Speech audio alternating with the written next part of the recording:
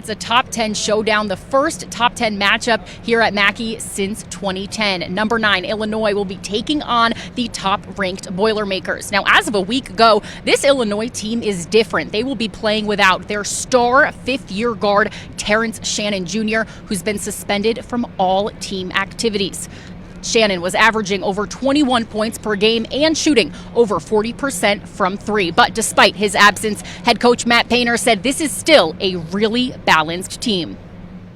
So if you want to go and stop one guy, you're probably going to stop that guy, but then everybody else is going to have career nights. And so, you got to have a team effort against them because they have a really good team, and then they have balances. And so still their number one attribute is just how hard they play.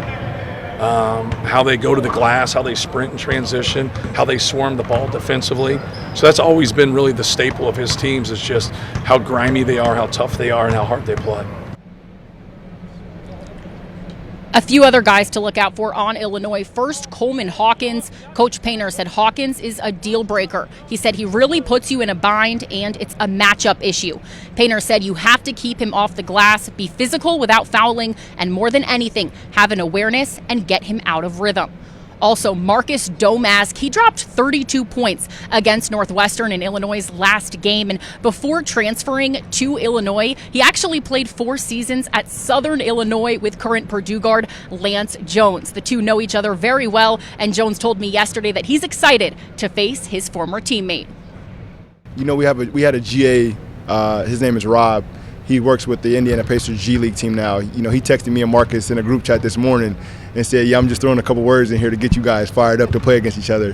I'm looking forward to it. I mean, you know, I'm happy for him. You know, we both worked really hard to get to this point. And it's just going to be a lot of excitement going in tomorrow.